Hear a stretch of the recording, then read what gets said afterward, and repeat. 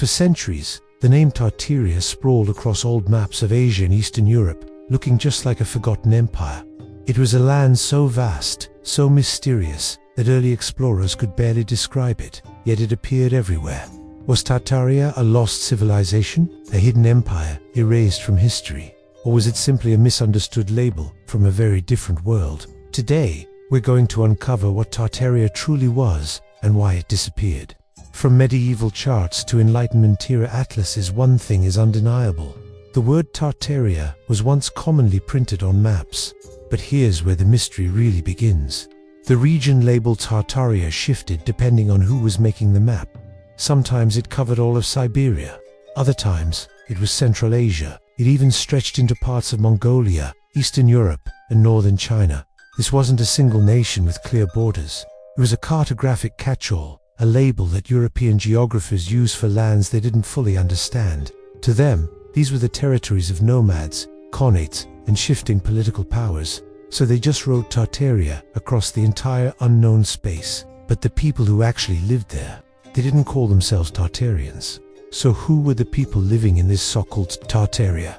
It was actually a rich patchwork of many different cultures. There were Turkic tribes, Mongol descendants, Siberian indigenous peoples, and the Central Asian khanates. You also had Russian principalities that were expanding eastward into these territories. The region included the remnants of the once mighty Mongol Empire, various Turkic confederations, and dozens of smaller societies.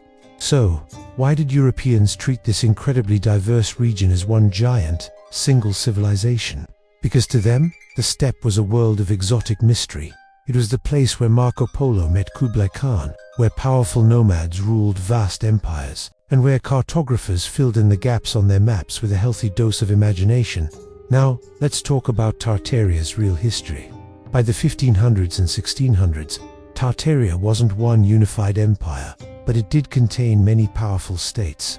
You had the Khanate of Siberia, the Crimean Khanate, various Mongol successor states, and dozens of Turkic Khanates spread all across Central Asia. These were real, complex societies with their own unique languages, religions, and political systems. But back in Europe, all of it got grouped under the umbrella term Tartars. His name was derived loosely, and pretty inaccurately, from the people of the Mongol Golden Horde. European mapmakers were essentially simplifying an entire continent into a single word. It wasn't sinister, it wasn't a conspiracy, it was just outdated geography. So why did Tartaria completely vanish from our maps? It's because by the 1700s and 1800s, exploration and empire building redrew the entire world. The Qing dynasty in China mapped out Mongolia and Manchuria with new precision. The Russian Empire expanded all the way across Siberia, claiming and documenting the land. The Central Asian Khanates started to gain clearer, more defined borders. Scientific cartography began to replace the old guesswork of previous centuries. As geographers became more accurate, the vague and unhelpful label Tartaria just wasn't needed anymore. It was simply an outdated name for places far away that we don't fully understand yet. Once those places were properly documented, the word faded from maps. In modern times, the idea of Tartaria has taken on a whole new life online. Some people believe it was a forgotten global civilization, complete with advanced technology and stunning architecture that was deliberately wiped from history. Others see it as evidence of a hidden, powerful empire. These ideas are fascinating, but they often mix real historical fragments with modern interpretation. The truth is both simpler and, in many ways, more interesting. Tartaria wasn't one single empire, but it serves as a window into how past cultures viewed the unknown parts of their world. It's a powerful reminder that maps are not just about geography, they're also stories. They reflect assumptions, and sometimes they even create myths. So yes, Tartaria did exist. Not as a lost empire, but as a world that was once shrouded in mystery.